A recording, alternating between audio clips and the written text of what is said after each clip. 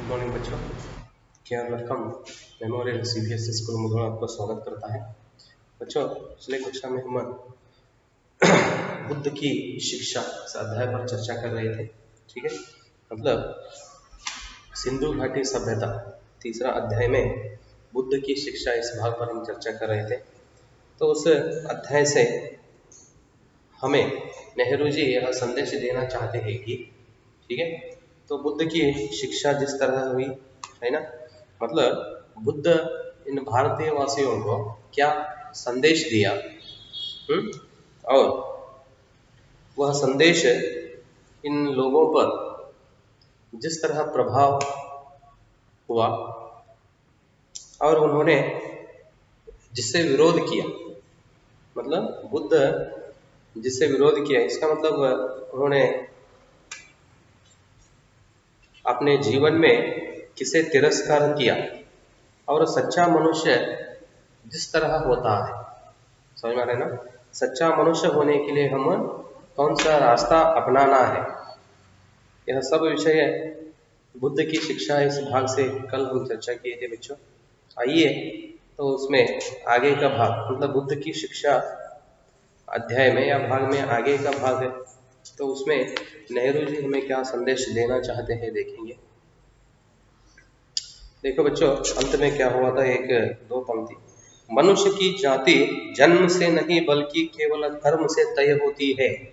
तो बुद्ध यह संदेश देते हैं, क्या देते हैं, मनुष्य की जाति, मतलब अब क्या इस धरती पर लोग जाति पद्धति में डूबकर जीवन बिता रहे हैं, उस जाति के बारे में कहते हैं। हम क्या कहते हैं, मनुष्य की जाति जन्म से नहीं होती, ठीक है, लेकिन बल्कि केवल कर्म से तय होती। कर्म मतलब वो व्यक्ति करने वाले काम से, ठीक है, तय होती है।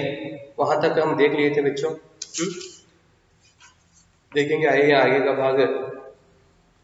भाग में क्या कहना चाहते हैं। उन्होंने यह उपदेश न किसी धर्म के समर्थन के आधार पर और न ईश्वर या परलोक का हवाला देकर दिया। देखो, हवाला मतलब सौंपने का कार्य,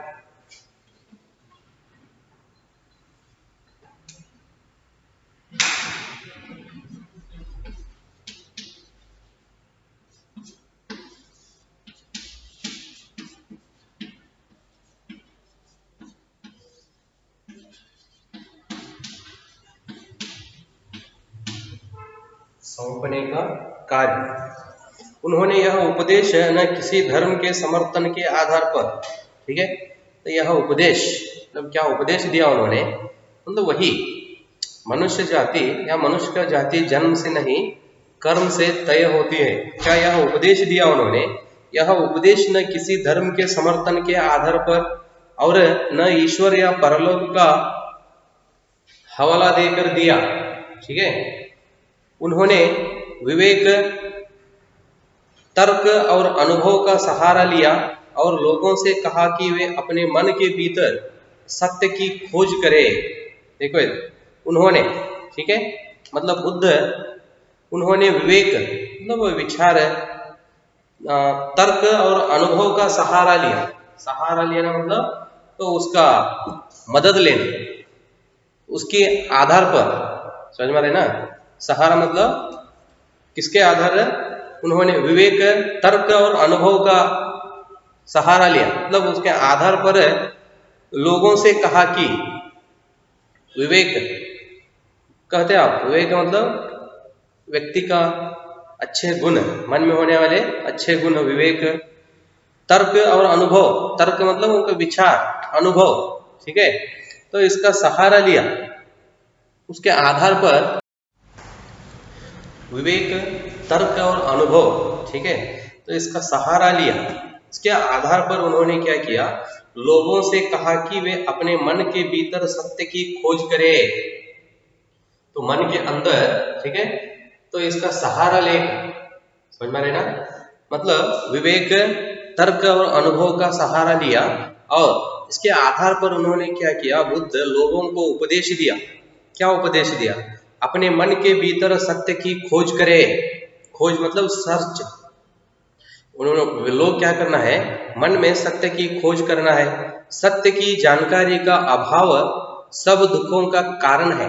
सत्य के बारे में हम नहीं समझ लिए तो ठीक है, वह क्या है, दुखों का कारण है।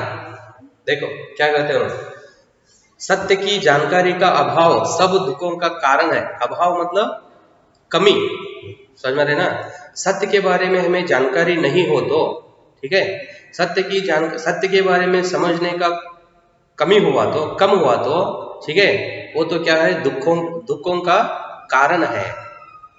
सत्य के बारे में हमें जानकारी नहीं हो तो ठीक है, वही क्या होता है, दुख का कारण हो जाता है। ईश्वर या परब्रह्म का अस्तित्व है या नहीं, देखो ईश्वर या परब्रह्म का अस्तित्व है या नहीं उन्होंने नहीं बताया। समझ में रहे ना, भगवान ईश्वर या परब्रह्म का अस्तित्व नहीं या नहीं वो तो छोड़ दो।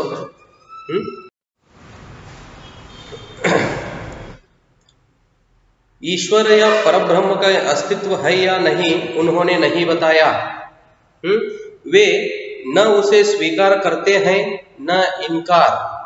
देख लो, ईश्वर के बारे में वे लोग ठीक है, क्या ईश्वर या परब्रह्म के बारे में अस्तित्व है या नहीं, तो उन लोगों ईश्वर या परब्रह्म के बारे में लोगों में जानकारी है या नहीं, ठीक है, और उन्होंने उसके बारे में उन्होंने नहीं बताया। बुद्ध वे न उसे तिरस्कार करते हैं या न इनकार, उसे तिरस्कार करते हैं या उसे अपने जीवन में वे लागू कर लेते हैं, ठीक है, या स्वीकार कर लेते हैं, उसके बारे में भी नहीं है। जहां जानकारी संभव नहीं है वहां हमें निर्णय नहीं देना चाहिए। कौन सा भी विषय हो, उस विषय के बारे में हमें जानकारी नहीं हो तो, समझ में रहे ना, हम उसके बारे में निर्णय लेना क्या है, गलत है। निर्णय मतलब डिसीजन बोलते हैं ना, निर्णय नहीं देना चाहिए। तो कोई भी विषय हो ठीक है, उसके बारे में हमें जानकारी नहीं हो तो उसके बारे में हम कहना या चर्चा करना हो तो क्या होता है, बुरी बात हो जाता है। सही है ठीक है, ನಮಗೆ ಅಲ್ಲದ ವಿಷಯದ ಬಗ್ಗೆ ನಾವು ಮಾತನಾಡುವುದು, ಅದರ ಬಗ್ಗೆ ನಾವು ಡಿಸಿಷನ್ ತಗೊಳ್ಳೋದು ತಪ್ಪು, ಅದರ ಬಗ್ಗೆ ನಾವು ನಿರ್ಧಾರ ಮಾಡಲೇಬಾರದು ಅಂತ ಹೇಳ್ತಾರೆ। देखो कहते हैं जहां जानकारी संभव नहीं है, जानकारी मतलब वही उसके बारे में हमें जानकारियां समझ में नहीं हो तो, जानकारी संभव नहीं है वहां हमें निर्णय नहीं देना चाहिए। इसलिए हमें अपने आप को उन्हीं चीजों तक सीमित रखना चाहिए। इसलिए हमें अपने आप को, समझ में रहे ना, यह जानकर ठीक है, हमें उन्होंने क्या संदेश देना चाहते हैं उसे हम समझकर क्या करना है। इसलिए हमें अपने आप को वहां से, इसलिए हमें अपने आप को उन्हीं चीजों तक सीमित रखना चाहिए जिन्हें हम देख सकते हैं और जिनके बारे में हम निश्चित जानकारी हासिल कर सकते हैं। देखो अंत में उन्होंने एक संदेश भी देते हैं, क्या देते हैं, यह समझकर जिस विषय के बारे में या कोई एक विषय के बारे में जानकारी नहीं है उसके बारे में हम निर्णय लेना क्या है, वो उचित नहीं है। इसलिए हमें अपने आप को उन्हीं चीजों तक सीमित रखना चाहिए, तो उसमें हम भाग लेना तो उचित नहीं है।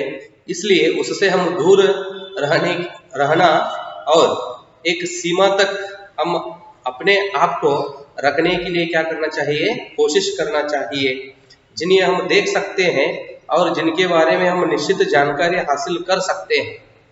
समझ में रहे ना, या उसके बारे में हमें जानकारी आने तक ठीक है, और जानकारी हासिल करने तक और निश्चित रूप से उसके बारे में हम समझने तक हमें अपने आप को क्या करना है, सीमित रखना है।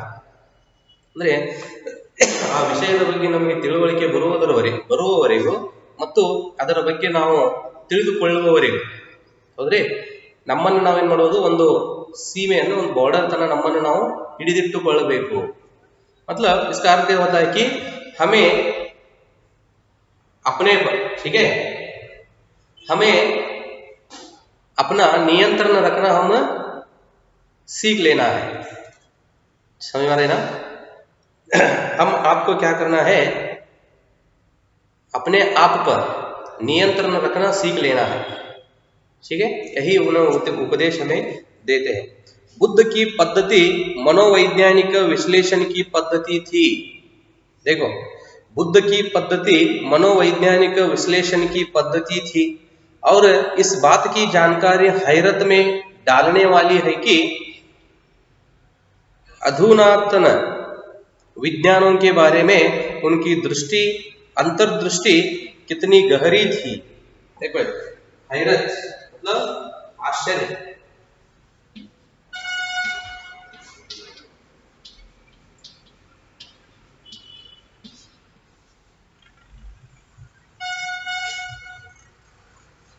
अधुनातन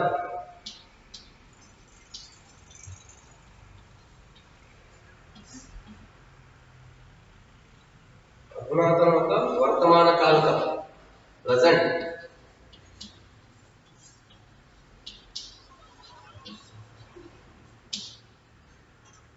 देख, बुद्ध की पद्धति मनोवैज्ञानिक विश्लेषण की पद्धति थी और इस बात की जानकारी आश्चर्य में डालने वाली है कि, ठीक है, क्या बात है, आधुनिक काल का विज्ञानियों ने, ठीक है, विज्ञानों के बारे में उनकी अंतर्दृष्टि कितनी गहरी थी। किसकी? बुद्ध की। देखो, बुद्ध की पद्धति मनोवैज्ञानिक विश्लेषण की पद्धति थी। मनोवैज्ञानिक, साइकोलॉजी बोलते हैं ना, वही मनोवैज्ञानिक विश्लेषण की पद्धति थी और इस बात की जानकारी आश्चर्य में डालने वाली है कि, ठीक है, हैरत में डालने वाली है कि अधुनातन विज्ञानों के बारे में उनकी अंतर्दृष्टि कितनी गहरी थी। गहरा मतलब डीप। तो आधुनिक काल के विज्ञानों के बारे में उनकी अंतर्दृष्टि कितनी गहरी थी। समझ में आ रहे ना? आधुनिक काल के विज्ञान के बारे में क्या था उसे, या के अंतर्दृष्टि बहुत डीप, गहरी थी। उसके बारे में उन्होंने बहुत डीप से सोचने लगा था। समझ में आ रहे ना? जीवन में वेदना और दुख पर बौद्ध धर्म में बहुत बल दिया गया है। जीवन में वेदना मतलब कष्ट या पीड़ा, वेदना इसका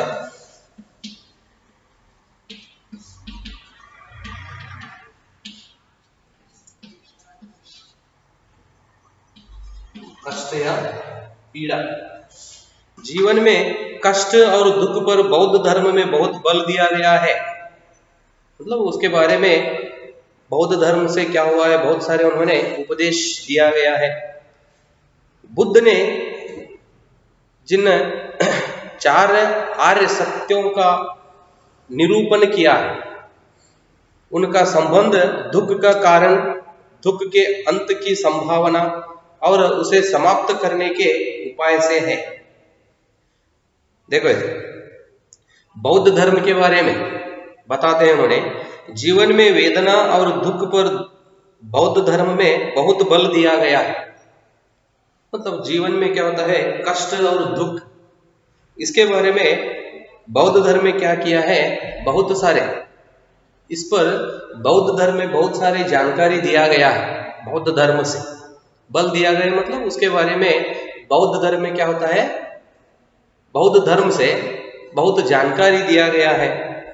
बुद्ध ने जिन 4 आर्य सत्यों का निरूपण किया है, 4 आर्य सत्यों का निरूपण किया है, उनका संबंध दुख का कारण, दुख के अंत की संभावना और उसे समाप्त करने के उपाय से है। ठीक है, बुद्ध ने क्या 4 आर्य सत्यों का निरूपण किया है, या बौद्ध धर्म में उन 4 उपायों के बारे में उन्होंने लोगों को समझाने के लिए कोशिश किया है। वो किस विषय के आधारित है, देखो इधर है, उनका संबंध दुख का कारण क्या है, दुख के अंत की संभावना और उसे समाप्त करने के उपाय से। बौद्ध धर्म में उन्होंने क्या किया है, 4 आर्य सत्यों के बारे में बताया गया है। समझ में आ रहे ना? उपदेश दिया है, वे किस कारण से, मतलब किस विषय के आधार पर दिया गया है।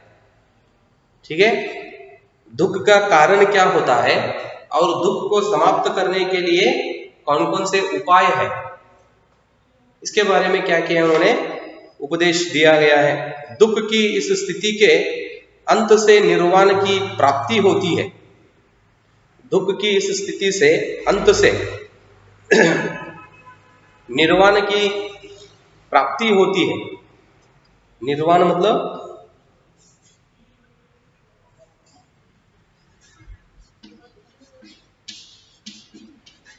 निर्वाण, इसका अर्थ अंत होना या मुक्ति।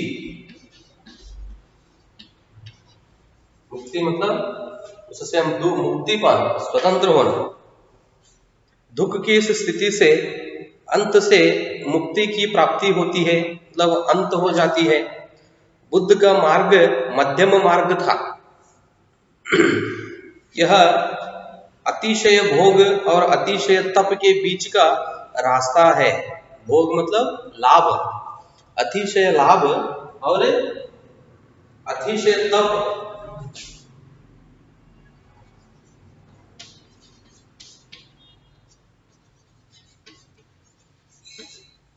अतिशय मतलब ज्यादा। बुद्ध का मार्ग मध्यम मार्ग था, ठीक है। यह अतिशय भोग मतलब लाभ और अतिशय तप के बीच का रास्ता है। अपने शरीर को कष्ट देने के अनुभव के बाद उन्होंने कहा, जो व्यक्ति अपनी शक्ति खो देता है वह सही रास्ते पर नहीं बढ़ सकता। जीवन में कोई भी व्यक्ति, ठीक है, अपना शक्ति खो देता है। खोना मतलब गायब हो, कಳೆದುಕೊಳ್ಳುವುದು ಅಂತ ಹೇಳ್ತಾರೆ। जो व्यक्ति अपनी शक्ति खो देता है वह सही रास्ते पर नहीं बढ़ सकता। सही है। जीवन में जो व्यक्ति जीवन चलाने में जो व्यक्ति फेल हो जाता है वह व्यक्ति आगे के जीवन ठीक रास्ते पर नहीं चलाता। वही कहता है उन्होंने, देखो, जो व्यक्ति अपनी शक्ति खो देता है वह सही रास्ते पर नहीं बढ़ सकता। यह मध्यम मार्ग आर्यों का अष्टांग मार्ग था। अष्टांग मतलब 8 अंग, ठीक है। मतलब उसमें क्या किया है, शरीर के 8 अंगों के बारे में बताया गया है, उसे अष्टांग कहते हैं। यह मध्यम मार्ग आर्यों का अष्टांग मार्ग था। सही विश्वास, सही आकांक्षाएं, सही वचन, सही आचरण, जीवन यापन का सही ढंग। मतलब अष्टांग मार्ग था तो उसमें क्या होता है, शरीर के 8 अंगों के बारे में बताया गया है। सही विश्वास, सही आकांक्षाएं, सही वचन, सही आचरण, जीवन यापन का सही ढंग मतलब पद्धति, सही प्रयास, सही विचार और सही आनंद। ठीक है, देख लो ये भी कितने हैं, 1 2 3 4 5 6 7 8, ठीक है, अष्टांग। सेम वही 8 अंगों के बारे में क्या बताया गया था, उसी तरह इसके बारे में भी क्या है, उसमें उल्लेख या जानकारी दिया गया है। यह मध्यम मार्ग आर्यों का अष्टांग मार्ग था, है ना। सही विश्वास है मतलब भरोसा रखना, सही आकांक्षाएं, इच्छाएं, सही वचन निभाना, सही आचरण आचरण करना, जीवन यापन जीवन बिताने की क्रिया, जीवन यापन।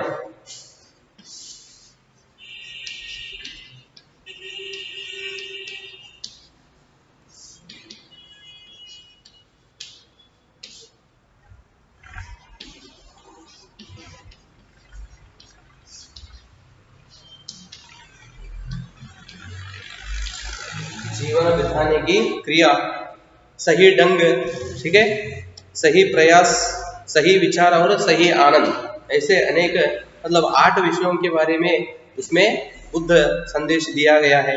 बुद्ध ने अपने शिष्यों को वही बातें बताई जो उनके विचार से वे लोग समझ सकते थे और उनके अनुसार आचरण कर सकते थे। कहा जाता है कि एक बार उन्होंने अपने हाथ में कुछ सूखी पत्तियां लेकर अपने प्रिय शिष्य आनंद से पूछा। देखो क्या कहते हैं, ऊपर से देख लो और बार, बुद्ध ने अपने शिष्यों को वही बातें बताई जो उनके विचार से वे लोग समझ सकते थे और उनके अनुसार आचरण कर सकते थे।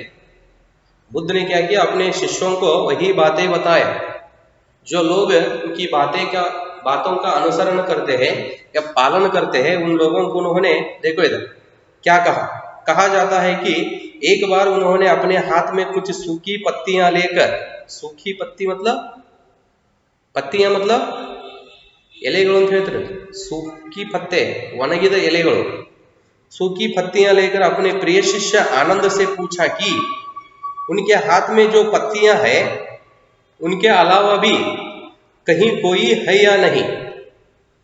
हाथ में जो सूखी पत्तियां है उनके अलावा ಅಂದ್ರೆ ಅವುಗಳನ್ನು ಹೊರತುಪಡಿಸಿ, ಕೈಯಲ್ಲಿ ಏನು ಒಣಗಿದ ಎಲೆಗಳಿವೆ ಅವುಗಳನ್ನು ಹೊರತುಪಡಿಸಿ, ಅಲಾವಾ ಬಿ ಕಹಿ ಕೋಯಿ ಹೈ ಯಾ ನಹಿ, ಅವುಗಳನ್ನು ಹೊರತುಪಡಿಸಿ ಮತ್ತೆ ಏನಾದರೂ ಇವೆಯೇ ಅಂತ ಕೇಳ್ತಾರ.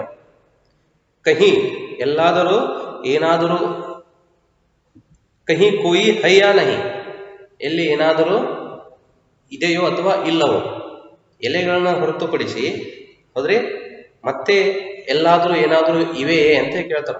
देखो उनके अलावा भी कहीं कोई है या नहीं। आनंद ने उत्तर दिया, तो प्रिय शिष्य आनंद ने उत्तर दिया, पतझड़ की पत्तियां सब तरफ गिर रही है और वे इतनी है कि उनकी गणना नहीं की जा सकती। शिष्य आनंद ने जवाब देता है वह प्रश्न सुनकर, और ಕೇಳ್ತಾನೆ, ನನ್ನ ಕೈಯಲ್ಲಿ ಒಣಗಿದ ಎಲೆಗಳನ್ನು ಹೊರತುಪಡಿಸಿ ಮತ್ತೆ ಎಲ್ಲಾದರೂ ಬೇರೆ ಏನಾದರೂ ಇವೆಯೇ ಅಂತ ಕೇಳ್ತಾನೆ. ಅದಕ್ಕೆ ಕೇಳ್ತಾನೆ ನೋಡ್ರಿ ಏನಂತ, पतझड़ की पत्तियां मतलब पतझड़, इसका मतलब पत के आसपास रहने वाले, पत मतलब मार्ग, रोड अಕ್ಕಪಕ್ಕದಲ್ಲಿ ಇರ್ತಾವಲ್ರಿ ಗಿಡಗಳು. पतझड़ की पत्तियां सब तरफ गिर गई हैं, ಅವು ಎಲ್ಲಾ ಕಡೆ ಬಿದ್ದು ಬಿಟ್ಟಿವೆ ಅಂತ ಹೇಳ್ತಾವ ಎಲೆಗಳು. और वे इतनी है कि ಅವು ಎಷ್ಟಿವೆ ಅಂದ್ರೆ उनकी गणना नहीं की जा सकती, ಅವುಗಳ ಎಣಿಕೆ ಮಾಡಲು ಸಾಧ್ಯವಿಲ್ಲ. गिर गई हैं और वे इतनी है कि उनकी गणना नहीं की जा सकती। तब बुद्ध ने कहा, इसी तरह मैंने तुम्हें मुट्ठी भर सत्य दिया है, समझ में आ रहे ना, किंतु इसके अलावा कई हजार और सत्य ऐसे हैं जिनकी गणना नहीं की जा सकती। देखो तो बुद्ध अपने शिष्यों को क्या उपदेश दिया, तो एक कुछ सूखी पत्तियां हाथ में लेकर उन्होंने कहता है शिष्य से, इसके अलावा और कहीं कोई है या नहीं। तो इसका प्रश्न, इस प्रश्न का जवाब उन्होंने क्या कहता है, ये पतझड़ के पत्तियां क्या होते हैं, हर तरफ गिर गई हैं, समझ में रहे ना, और वे इतनी है कि उसकी गणना नहीं की जा सकती। गणना मतलब काउंट, गिनती नहीं की जा सकती है। यह देखकर, यह सुनकर और बुद्ध वापस अपने शिष्य से कहता है, उसी तरह मैं क्या किया हूं, मुट्ठी भर, मुट्ठी कई मुष्टि, मुट्ठी भर मैंने सत्य दिया हूं, ठीक है, सत्य के बारे में जानकारी दिया हूं, सत्य दिया हूं, किंतु इसके अलावा कई हजार और सत्य ऐसे हैं। क्या मैं वो सत्य दिया हूं, इसी तरह इसके अलावा ಇವುಗಳನ್ನು ಹೊರತುಪಡಿಸಿ कई हजार सत्य ऐसे हैं, ಇವುಗಳನ್ನು ಹೊರತುಪಡಿಸಿ ಇನ್ನೂ ಹಲವು ಸಾವಿರ ವರ್ಷಗಳು, ಹಲವು ಸಾವಿರ ಸತ್ಯಗಳು, ठीक है, कई हजार और सत्य हैं जिनकी गणना नहीं की जा सकती है। समझ में आ रहे ना, ठीक है बच्चों। तो इस अध्याय से हम सत्य किस तरह महत्व होता है, सत्य की महत्व क्या है, ठीक है, और अष्टांग मार्ग क्या था, तो उसके अनुसार उसी तरह बुद्ध जिस तरह लोगों को कुछ अच्छे गुण बताया है, और अपने शिष्यों से उन्होंने शिष्यों में जिस तरह बदलाव लाने के लिए, मतलब हमेशा जीवन में सत्य का आचरण करने के लिए कहा, ठीक है, यह सब विषय आज हम चर्चा किए बच्चों, ठीक है। तो उस अध्याय में आगे का अगला भाग है बुद्ध कथा, ठीक है, बुद्ध कथा भाग है। तो क्या आगे का विषय है, अगले कक्षा में देखेंगे बच्चों। धन्यवाद।